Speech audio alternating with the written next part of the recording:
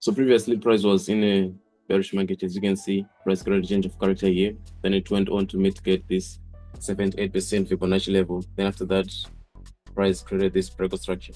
So after this breakout structure, it meant that price was in a bearish momentum. And after that, price came back for this inducement. And after this inducement was taken out, it meant this was now a valid lower low. So from this valid lower low and this valid higher low, this is our dealing range. So once price broke above this point here, this became a valid change of character, right? And after price created this change of character, we have 2 points of interest where we can look to take sell positions from, right? After price take out this inducement, which it did here. Right. So after price took out this inducement, it meant we now have a new valid higher high here, right? And this point here was our valid lower high, right? It was a low low previously, but now it's a valid lower high because price created a change of character. So after this change of character has been created, it means price is now bullish. And if price is bullish, it means you're looking for buy positions. And there are two possible areas we can take buy positions from. The first one is this decisional order block, and the last one is this extreme order block, right? So as you can see, price already started reacting from this decisional order block, meaning it could just continue with a bullish momentum. So as you can see, price just worked out on this decision order block and started going bullish. And if you look at the line chart, you can see price creating some sort of liquidity here, meaning price is more likely to go and take out this liquidity and might as well just continue with the bullish movement, right? Because price already mitigated this adjustment. So my anticipation when the market opens, this price will just continue the bullish momentum since price took out this decision order block already. But however, in the event that this decision order block fails to make price create a new valid high, then I'll be looking for shorts to this extreme order block, right? So I'll be looking for shorts to this extreme order block if this decision order block fails to make price go to this point here. So if I take shorts to this extreme order block, it means when price reach this point, I'll be looking for buy positions again from this extreme order block. So this is what I have on the H4 time frame. Now going to the 1 hour time frame, where I'll be doing analysis on a daily basis, we can see that again price is in a bullish market, right?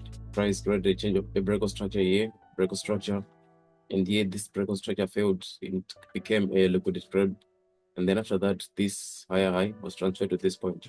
So now we have 2 structure points, which is from this swing high at this point and this swing low. So this is currently our dealing range. This is where we should be looking for buy entries from. And if you make use of this Fibonacci tool, you can see that price is already in a discount area, which is below this 50% zone. And that's where our point of interest is.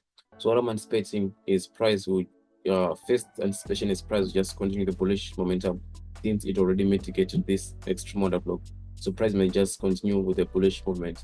However, if price fails to continue bullish from this point, we may see price coming to this point of interest. And then after this point of interest, price might mitigate this and then continue going up to this swing high, and then a new breakout structure will be created.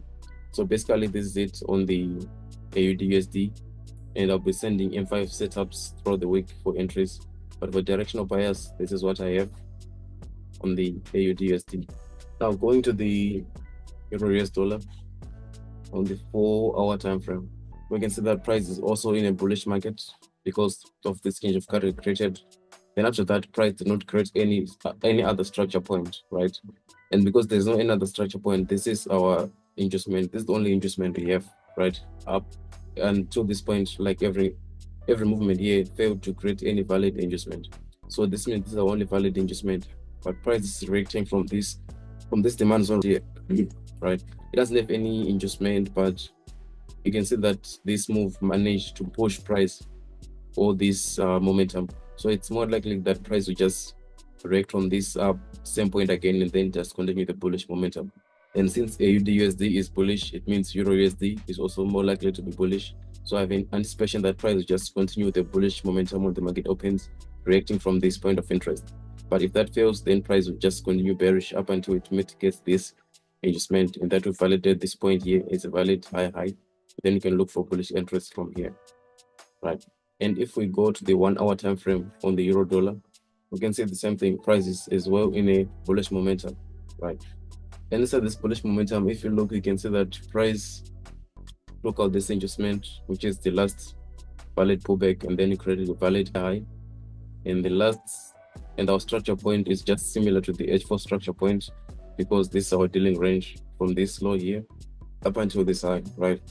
And you can see that price erected off this point of interest, which is on the H4, and inside the H1 time frame, we can see we have another point of interest.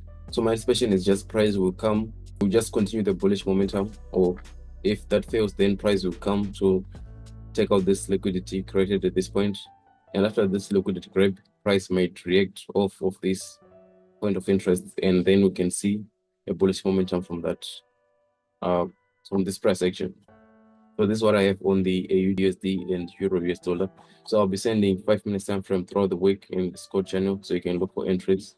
So yeah, I'll leave this time for question. If anyone has a question on these two pairs, you can ask, or if you have any question on any other pairs, you can ask as well. You can type in the chat, or you can unmute your mic and ask.